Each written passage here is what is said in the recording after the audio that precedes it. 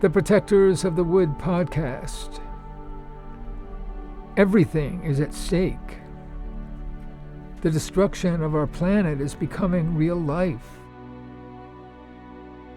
This podcast tells the story of misfit teenagers struggling to band together and help our world through this crisis.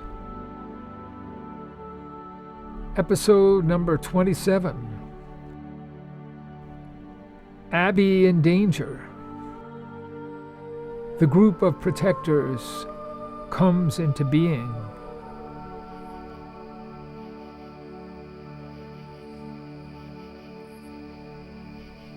Phoebe, Glenda, George, and Jeremy were all shocked by Abby's sudden appearance in their little group, hiding in the shadows from the rest of the party. Clearly, neither Phoebe nor Abby had eaten, and Phoebe was faint with exhaustion. George offered to collect the best of the remaining food, and Jeremy joined him. We'll bring food for everyone. George was standing and staring, but Jeremy motioned him away. In black jeans and a black t-shirt, Abby sat on the grass only a few feet from Phoebe.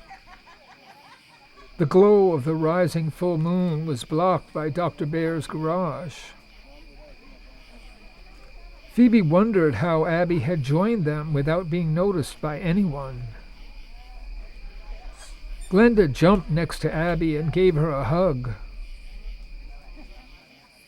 Oh, I've been so worried about you. I know. I'm sorry. Abby, Scudder and his friend are looking for... I know. I've seen them, but they haven't seen me. A couple of days ago, I hid under the trees by the road near your house. I was hiding too. I saw them. I probably shouldn't even be here, but I can't hide all the time. I hope I don't make a problem for you. Abby was sitting in a position that gave her a view of a slice of the crowd. Her eyes were roving nervously. I don't know what to do. I need a job. A decent, normal job. Things keep getting worse. I don't know how to stop it. I've got an idea.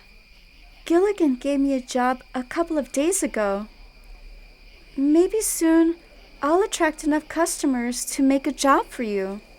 That's a place I could work. I've just got to stay out of the way for a while. Okay.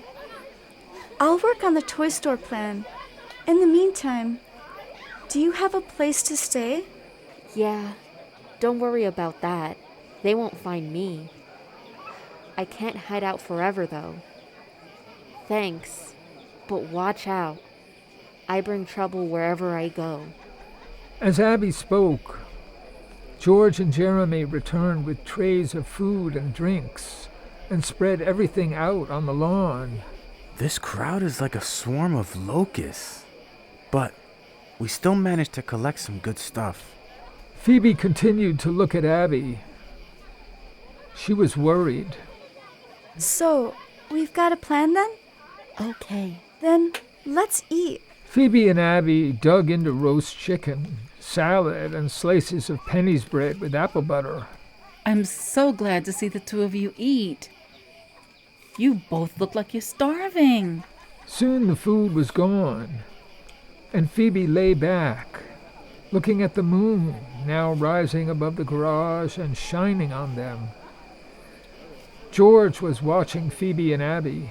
So, what's the plan? What plan? Phoebe's plan. A few minutes ago, she said it's a plan? Oh, you're nosy. George flinched, as if someone had slapped him.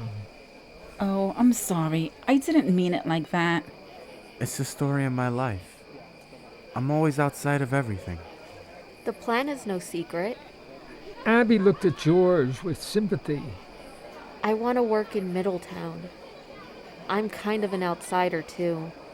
I'll try to help you. I'm always looking I don't want the job I have, but I'm sure you wouldn't either.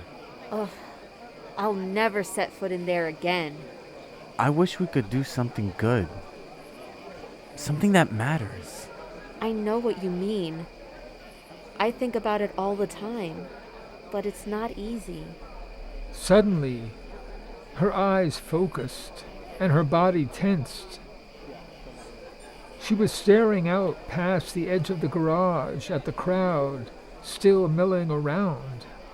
Actually, I'm getting worried right now. I need to go somewhere. I don't mean to mess up your evening. Come. Abby rose to a crouching position. Glenda rose to her feet. We'll go to my house. Tiny is over by the pool with Geraldine. We'll get you out of here, and then I'll come back for her. The whole group rose and walked around the corner of the garage and along the edge of Dr. Bear's driveway. Then they headed down the lawn in the shadow of the side of the house. The full moon overhead illuminated the scene. Suddenly, the man in the baseball cap lurched in front of Abby and peered into her face. I thought it was you. Where have you been? I don't have to talk to you. I hooked you up with that deal. And this is the thanks I get. Abby tried to walk around him, but he moved to block her. Phoebe, walking next to Abby, stepped in between them. The man shoved her out of the way. You can't be serious! People turned and stared. Phoebe snapped back into place and held her ground. Go, Abby, go. George and Jeremy suddenly moved in, right in front of the man, who was forced to back up. He raised a fist to strike. That's enough! Scudder frantically jumped in to grab his arm. The man turned on Scudder and pushed him back hard. Mitch, that's enough! Get your hands off me! In no time, a ring of people surrounded the scene. Scudder staggered, but regained his balance. Mitch, stop! You don't know what you're doing! Mitch looked hard at skinny Jeremy and George, as if tempted to demolish them with a blow or two. The crowd wavered, unsure of what to do. Then everyone stepped back as if by some telepathy, and Chief Santiago walked slowly into the circle. I hope no one is disturbing the peace around here. Gentlemen? Chief Santiago was looking closely at the faces of the group. Huh. Well. Looks like I'm just in time. You thinking of mixing it up with these boys? They aren't your style, Mitch. What's this all about? No problem here, Chief. Maybe a bit too much to drink, and nothing we can't handle. Abby and Glenda were slowly backing down the driveway. Phoebe, George, and Jeremy followed them. Chief Santiago watched every movement as if reading a script. You're, not barring these girls, are you, Mitch? I wouldn't like that. This isn't your town. What are you doing here anyway? Were you invited? None of your business. I don't have to take this. With a sullen stare, Mitch moved off a few steps. He's a friend of mine. I brought him. He's just had one too many. It's my fault. I apologize. Get him home. And Scudder, hear me. Be careful of your friends. Meanwhile, Abby turned quickly and ran across the street and over a corner of the field into the shadows of Oak Knoll Lane. Glenda, Phoebe, George, and Jeremy all followed, running in the darkness. Abby! for us! Abby! They came together on the lane under the silver moonlight. Let's stay together! It's no good. I have to go. They'll come looking for me. We're coming too. We'll stay with you. We'll stick together. I bring trouble to everyone. I'm not good for you. I can't put Glenda and Tiny through it. Abby stared at George in the wavering light. But I'm glad you said that. I really am. I'll remember. Glenda was shaking. You're not going. Stay with us. The group began to move again, gliding forward in the broken moonlight under the high oaks. Their dark bodies swayed like shadows, faster and slower, finally stopping under the light over Glenda's door. The leaves shivered in a wind high above them. Where is she? Abby! Come back! Phoebe took Glenda's key and unlocked the door. The group walked in together. I'll go get Tiny and bring her here. Just stay inside. Everyone's going to be okay. Bright lights caught Phoebe's eyes as she started back toward the party. A police car slowly moved into view, and Phoebe walked out to meet it. Chief Santiago leaned out the window. You folks okay? I guess so. To tell you the truth, I'm not so sure. Abby, the tall girl, disappeared into the woods. But I think she can take care of herself. So it's like that. Well, it won't help to look for her. We won't find her till she wants to be found. Phoebe drew near the car and had a good view of the serious expression in the chief's eyes. He nodded to her. As you can see, there's more to this than meets the eye. We could use some help around here. I hope you're up to it. Let me know anytime you need me. Phoebe's eyes widened in surprise. She couldn't think of anything to say, and just nodded. The chief slowly took a U-turn and disappeared down the road. I'm supposed to help? Me? I have no idea what to do. The leaves whispered in the wind as she walked back toward the crowd at 12 Main Street.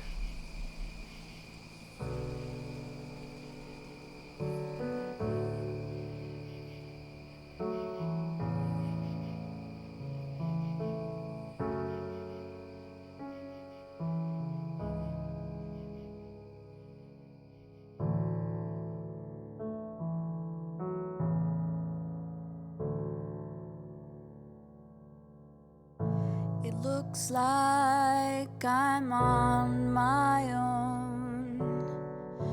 No one to light on my way. I hear the wind howl and the water rage. Will it ever be break of day? They say. All these rivers are flowing.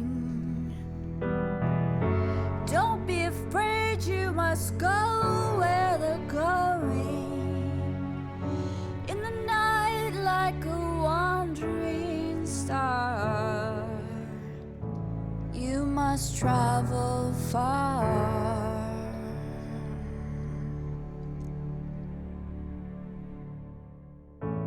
We're all lost in a crazy world, and bound for danger, I say.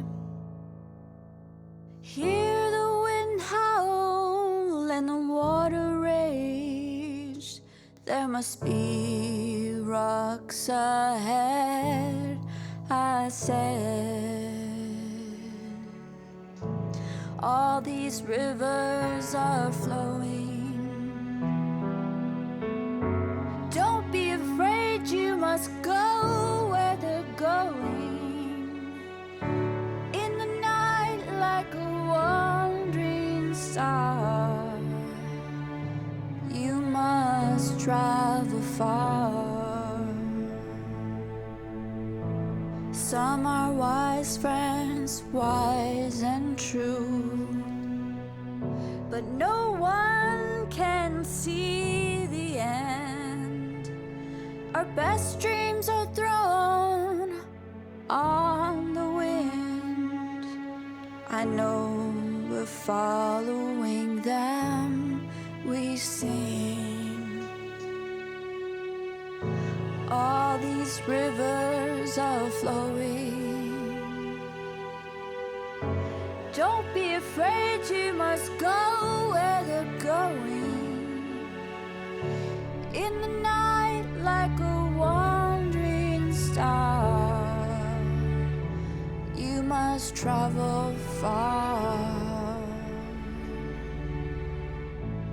You must travel far. You must travel far.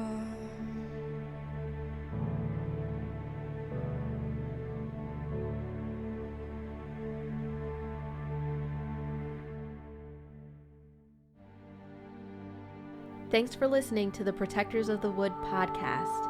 Find all our podcasts, songs, and projects on our website, www.protectorsofthewood.com. And to all the eco-warriors out there, remember that everyone can make a difference and every action counts.